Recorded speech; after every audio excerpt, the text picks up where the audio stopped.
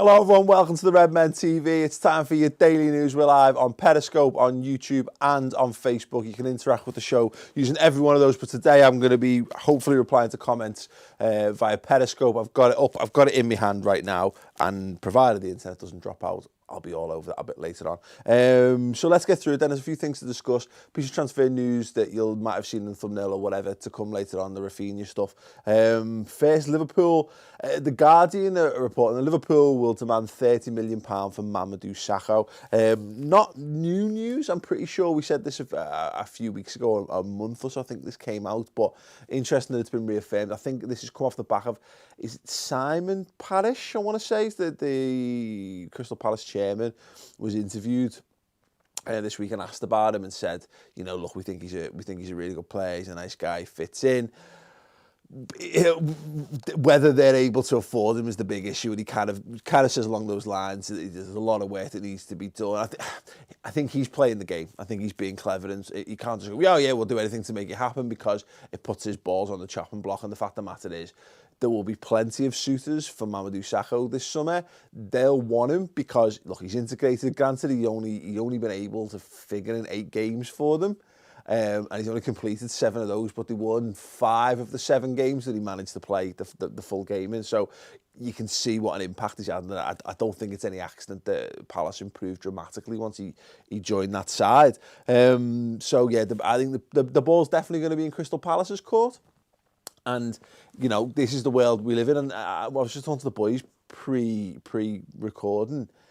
What world are we in? What has football become? If Crystal Palace are spending £30 million on centre-halves, look, it ups the game. It ups the ante, and I think it doesn't put pressure on Liverpool this summer, because it doesn't, let's be honest. But it tells you where we're at in terms of transfer fees and all that, and why I hope to see Liverpool just buy quality this summer. I kind of don't care what we pay as long as we buy players that are good enough to play for us. But it does show you that that's where, because so much money in the Premier League now, where, with the greatest of respect to Crystal Palace, who, you know, they've been in the Premier League established now for 4 or 5 years, but they've perennially been a yo-yo club. The teams of that calibre, who are never going to challenge for European places, at least not regularly, are able to spend or looking to spend that kind of money on players. £27 million for Benteke off us, looking at, you know, could be, imagine £30 million centre-halves. It puts a lot of our transfer business into perspective, and it says to me that Liverpool need to go out and not worry about transfer fees,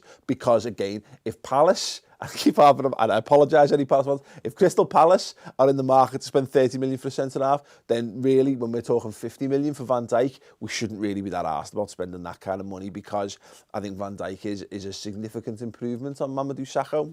That's just my opinion, but let me know yours in the comments below. Yeah, I'll try to get through some comments later on, so if you're watching on Periscope, yeah, keep commenting, give it hearts and all that stuff. I don't really understand. Moving on, Barcelona apparently don't want Philip Coutinho. According to Guillem Balaguer, Phil Coutinho's representatives are quite keen to make it happen, but Barcelona not so keen on the move. Now, by all accounts, he claims it's because they see him as a forward rather than a midfielder, and they've got their forward positions sewn up.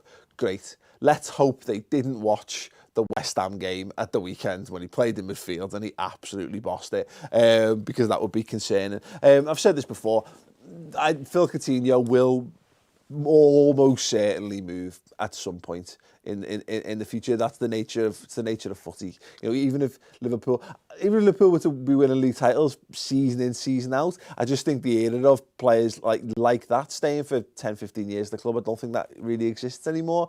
And if he is good and he is doing things, if we're winning, not only you'll want to move because you'll want to win stuff, but equally if we're winning loads of stuff, they'll need a new challenge. It's just the way it goes. And so don't be surprised to see him at Barcelona, but I'd be surprised to see him at Barcelona this summer. And that is encouraging, because by all accounts as well, they're a little bit put off by the amount of money we'd be asking. And again, not necessarily a position that they're looking to fill if they're thinking of him, if they're looking to think of him as like a left-sided forward, because you'd have Neymar, really, wouldn't you, if you had the choice over the two of them. And whether Phil Coutinho wants to go and play the odd games here and there, I don't see the sense in that, honestly, when he could probably do another 3 years at Liverpool, be absolutely world class, and then by that point probably walk into that Barcelona team because it'd be so good. One thing that I don't know whether this is attached to this Barcelona stuff or not, but Mundo Deportivo are reporting that Liverpool are interested in Barcelona's Rafinha. Player that I really like, and the reason I really like him is the reason that most people really like footballers. I played with him on the PlayStation. He's part of my club team on Pro Evo. He was one of my original players. To be fair, I've got Rowan Riquelme, who's like a legend player in there now, and I got Wee Joe as well, who's just a lot more tenacious. So we're struggling to get in. Well, if he's not an upgrade on Joe Allen, then maybe we shouldn't be looking to target him. But no, interesting one. He's been injured a lot this season. I think he's missed 13 games with knee injuries and a few other bits and pieces as well. Doesn't play the 90 often as well. Barcelona tend to, from my limited research into it, he tends to play the full match in the games that Las Palmas, those type of games, which tells you where he is. But I think we all know he's not going to be a nailed-on first-team player for Barcelona, because Barcelona are amazing, aren't they?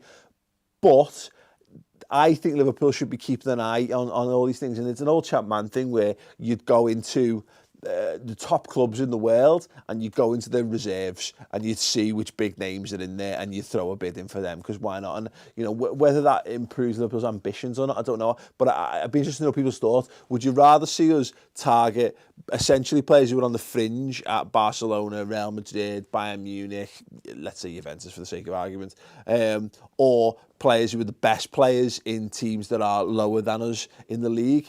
I've seen us do the latter rather than the former a lot recently, in recent years. I'd kind of like to see us go and target someone else. You know, when you look at Pedro's had a good season, Alexis Sanchez went on to be amazing and still is amazing. You know, Arjen Robben went on from Real Madrid. People thought, is he ever going to... No, he's just been amazing, hasn't he? You know, these are the kind of players I would like to see us take advantage of.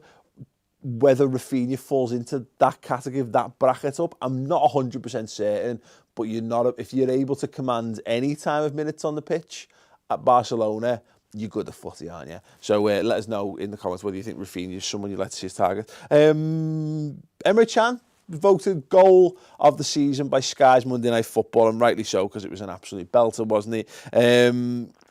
Fingers crossed he gets, I guess, match of the day. I really hope he gets match of the day's one, because he thoroughly deserves it. What an amazing goal. And another thing I just want to mention quickly as well, Dirk Kuyt apparently scored a hat-trick for Feyenoord to clinch the title, finally clinch the title for Feyenoord.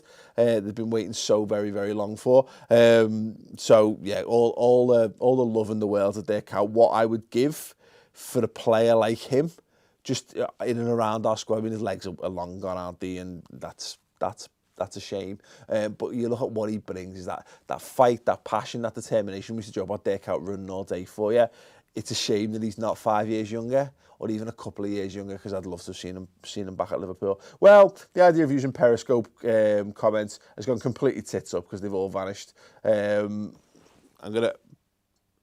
Not do anything? No, it's just made me go full screen. So thanks to everyone who sent the comments in. I've got genuinely no idea why the comments aren't up. It's probably all of your fault and not mine. It's probably my fault, isn't it? So yeah, you can interact with us as always in the comments and tweet at the Redmen TV thoughts on all these things. We're going to be doing the Reds News Roundup. What? Redmen Live. Thanks, Tom. Redmen TV Live. Don't go before I've told you about this. If you heard it already, hear it again. We are live in Liverpool. We're doing an actual physical show that you can come along to and have a bevy with us and talk about football. It's amazing. It's Liverpool City Centre this Sunday. What am I putting there? Link below. Oh yeah, thanks mate. All right. Hello. The link to get tickets will be below on all the platforms, so you can click that. There's also a pinned tweet on Twitter as well if you're looking for it at any other point. Yeah, it's absolutely amazing. We're going to be doing a final word show. We're going to be getting hopefully getting things like your season ratings for the squad, quizzes, games, bevies, boss time to be had all around. The Ragamuffins are going to be playing some Liverpool classics for a bit of a sing-song as well. Get involved. If you're in Liverpool for the match, or if you're just in and around Liverpool and you fancy coming up for the Sunday, go to the beer keller, watch the game, get your ticket, and then come and hang out with us afterwards. What better way to spend a Sunday evening at the end of the season? Hopefully, fingers crossed, you know, being able to have a little toast to Liverpool qualifying for Champions League football as well. Anyway, I'm going to wrap that up there. Thank you very much. Keep your comments coming in, thoughts on everything we discussed. If you're watching on YouTube, then subscribe by clicking there. Or if you want to watch our story of the match video from West Ham and watch us desperately trying not to celebrate whilst in with the West Ham fans, click that video, enjoy it, and I'll be back with more news tomorrow. Cheers.